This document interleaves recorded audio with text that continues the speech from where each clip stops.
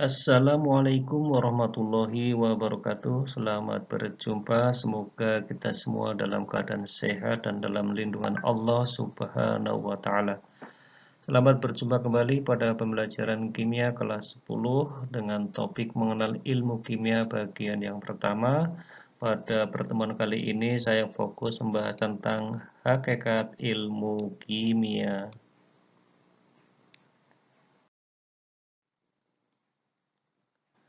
Ilmu kimia atau dalam bahasa asingnya chemistry adalah ilmu yang mempelajari materi, meliputi sifat-sifat, susunan, struktur materi, serta perubahan materi dan perubahan energi yang menyertainya. Susunan materi.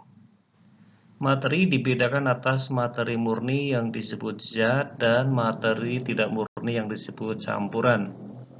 Materi murni terdiri atas satu unsur adalah zat paling sederhana yang sudah tidak bisa dibagi lagi. Contohnya natrium, simbolnya Na, hidrogen, simbolnya H2, oksigen, O2, besi, Fe, dan karbon, C.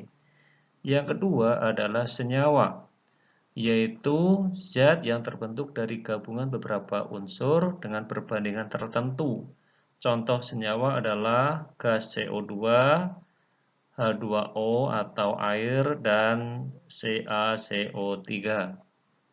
Sedangkan campuran adalah gabungan antara dua zat atau lebih di mana sifat penyusunnya tidak berubah. Campuran dibedakan atas campuran homogen atau serba sama disebut larutan. Contoh campuran homogen atau larutan adalah larutan gula, larutan garam, dan lain-lain. Sedangkan campuran heterogen atau serbaneka disebut juga suspensi. Contohnya lumpur, campuran pasir dan tanah, dan lain-lain. Struktur materi.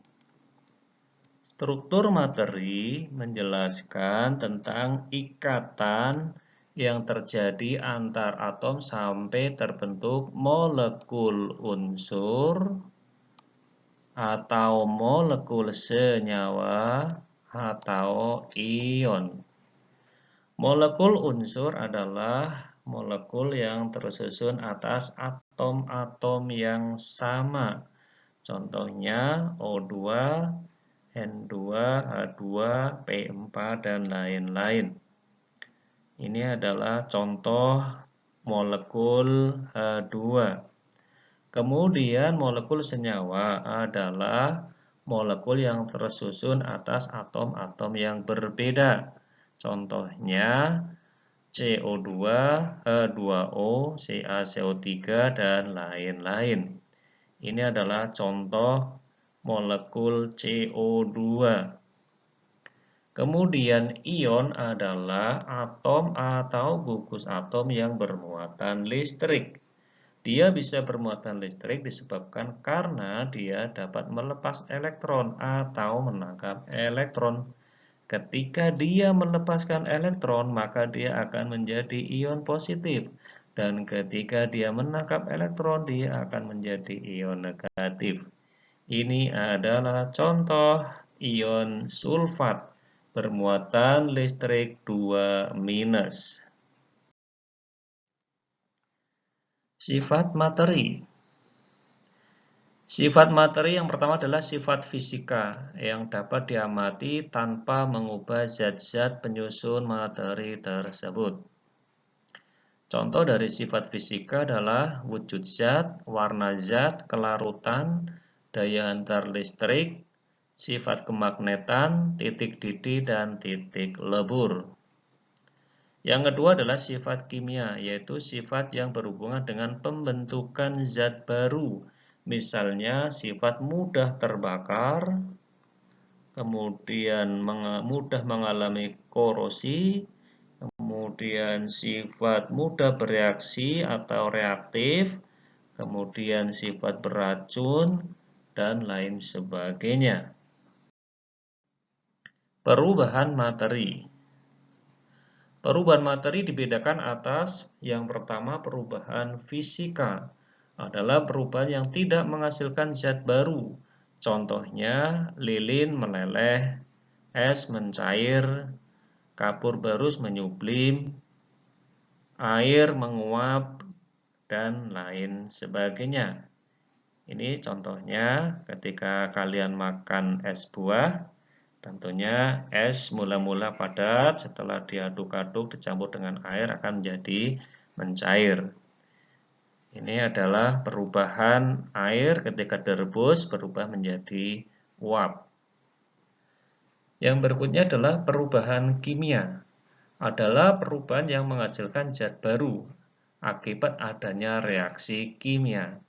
Contohnya kayu terbakar, kemudian besi berkarat.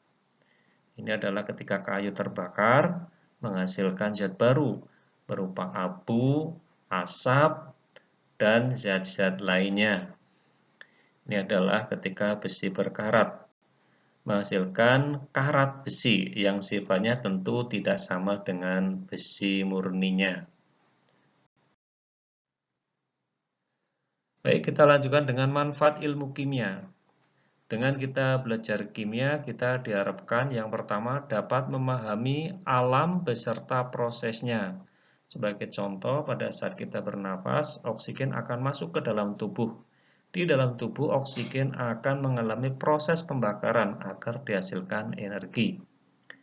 Manfaat yang kedua adalah memahami produk-produk yang berguna maupun yang berbahaya dalam kebutuhan sehari-hari, contohnya deterjen, sabun, obat-obatan, pesawat terbang, mobil, kulkas, DDT, dan unsur-unsur radioaktif.